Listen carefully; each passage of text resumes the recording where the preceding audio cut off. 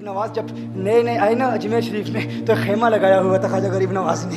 خیمے میں خواجہ غریب نواز عصر سے لے کر مغرب کے وقت تک روتے رہتے تھے. ایک نوجوان اجمیر سے باہر گیا ہوا تھا پڑھنے کے لیے, کچھ عرصے کے بعد واپس آیا اور اس خیمے کے قریب سے گزر ہوا اور گزرا تو رونے کی آواز آئی. فوراً دیکھتا ہے کہ خواجہ غریب نواز رو رہے ہیں, ابھی غیر مسلم ہے, اسلام قبول نہیں کیا. فوراً گھر جاتا ہے, ماں سے پوچھتا ہے, ماں یہ مسلمانوں کا گرو کیوں روتا ہے, مسلمانوں کا بابا کیوں روتا ہے؟ میں ہر روز گزرتا ہوں, عصر سے مغرب کے مابین جو وقت ہے یہ روتا ہے. ماں نے کہا جاؤ اس سے پوچھ لو کیوں روتا ہے. وہ نوجوان خواجہ غریب نواز کے خیمے کے اندر آیا, کہا بابا میں ہر روز یہاں سے گزرتا ہوں, آپ کے رونے کی آواز آتی ہے, بتائیے آپ کیوں روتے ہیں؟ کہا جاننا چاہتے ہو میں کیوں روتا ہوں؟ میں نے ایک مدت اپنے مرشد کے ساتھ گزاری ہے, مرشد کی خدمت میں گزاری ہے, مجھے اپنے پیر کی یاد رلاتی ہے, پیر کی یاد رلاتی ہے. میں عصر سے مغرب کے وقت تک اپنے مرشد کی یاد میں روتا رہتا ہوں. اس نوجوان نے کہا اچھا میں نے تو سنا تھا کہ انسان کو جب درد ہوتا ہے, تکلیف ہوتی ہے تو تکلیف انسان کو رلاتی ہے, آپ کو تو محبت ہے,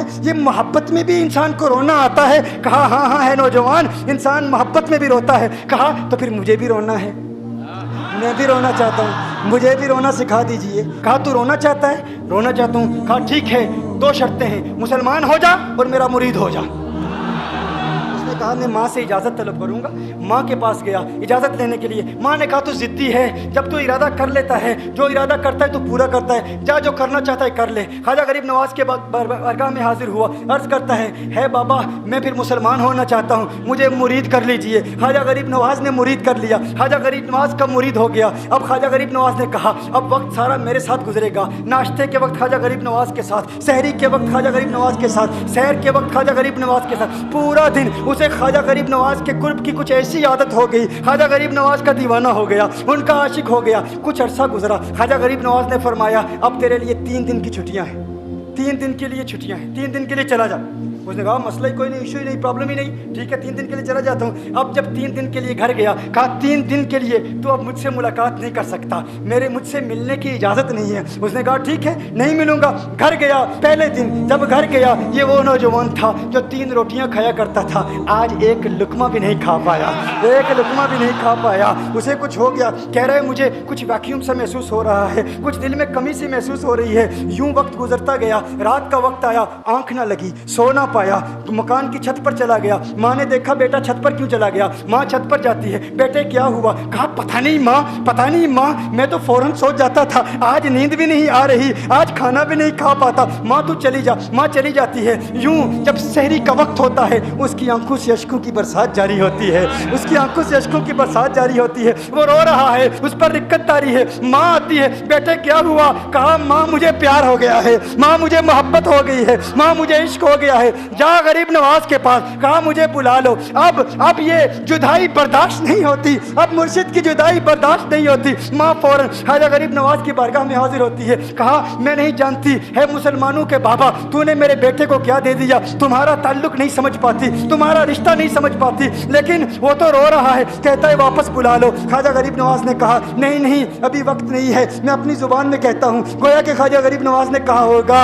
ابھی تو ابتدائی عشق ہے, روتا ہے کیا, آگے دیکھ ہوتا ہے کیا. تیری تمنا تھی, تیری خواہش تھی کہ محبت میں رونے کی عادت ہو جائے, ابھی تو ابتدا ہے. ماں کو واپس بھیج دیا, کہا واپس چلی جا. اسے کہا ابھی اجازت نہیں ہے, وہ واپس چلی جاتی ہے. بیٹے کو بتاتی ہے کہ ہے میرے بیٹے وہ تو اجازت نہیں دے رہا. کہا ماں سن لے, اب اگر نہ بلایا تو میں مر جاؤں گا, یہ محبت مجھے مار ڈالے گی. ماں اگر مجھے زندہ دیکھنا چاہتی ہے تو میرے مرشد کو راضی کر لے, میرے مرشد کو بتا دے اب یہ ایک جدائی برداشت نہیں کر سکتا. ماں فوراً غریب نواز کی بارگاہ میں حاضر ہوتی ہے. کہا ہے غریب نواز کرم فرمائیے, مجھ ماں کی تمنا ہے, مجھ ماں کی آرزو ہے, وہ مر جائے گا. کہا ماں کی تمنا ہے, تیری بات مانتا ہوں, جا اسے واپس بھیج دے. وہ فوراً بھاگتا ہوا خواجہ غریب نواز کی بارگاہ میں حاضر ہوتا ہے. اس وقت خواجہ غریب نواز اپنے مریدوں کو درس دے رہے ہیں, ایک مجمع لگا ہوا ہے. وہ فوراً خواجہ غریب نواز کے دروازے پر کھڑا ہوتا ہے اور پھر مرید یہ منظر دیکھ رہے ہیں. خواجہ غریب نواز کو دیکھتا ہے, خواجہ غریب نواز اسے دیکھتے ہیں. وہ میں نے کہا تھا نا نگاہ مست ملائی تو میں پلا کے اٹھے, جہاں وہ بیٹھ گئے میں قدا بنا کے اٹھے. خواجہ غریب نواز نے اس کی آنکھوں سے آنکھیں ملائی اور پوچھا اب پتا چلا محبت میں رونا کیسے آتا ہے, اب پتا چلا. اس نے کہا ہے غریب نواز کرم فرمائیے. فوراً غریب نواز नवाज को पुकारता हुआ गरीब नवाज के कदमों में आ गिरा, गरीब नवाज के कदमों से लिपट गया। अब मुरीदीन इस मंजर को देख रहे हैं और हैरान हो रहे हैं कि सिर्फ वो मुरीद ही नहीं रो रहा, सारे मुरीद रो रहे हैं, इस प्यार के रिश्ते को देख रहे हैं। और फिर एक अजीब और गरीब मंजर, ख्वाजा गरीब नवाज ने कहा, आज रात तूने खाना खाया था? कहा नहीं खाया था, नहीं खाया था। ख्वाजा गरीब नवाज ने फरमाया, मैंने भी नहीं खाया था, मैंने भी नहीं खाया था, मैंने भी नहीं खाया था। फिर ख्वाजा गरीब नवाज ने फरमाया, आज रात सोया था? कहा नहीं सोया था। कहा आंख मुझे भी नहीं लगी, नींद मुझे भी नहीं आई। ये मंजर सब मुरीद देख रहे हैं, वो मुरीद भी रो रहा है और ख्वाजा गरीब नवाज की आंखों में अश्कों की बरसात जारी है। ये वो रोने वालों का मकाम है।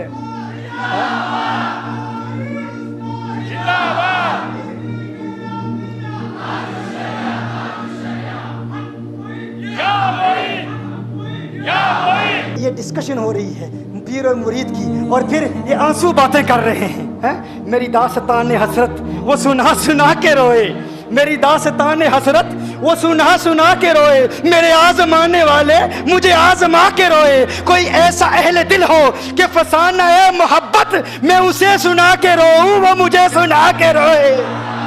मैं उसे ये रोने और हम रोने पे आ जाएं तो दरिया ही बहा दें। ये चिश्तियों का रोना है, हम रोने पे आ जाएं तो दरिया ही बहा दें। शबनम की तरह हमें रोना नहीं आता।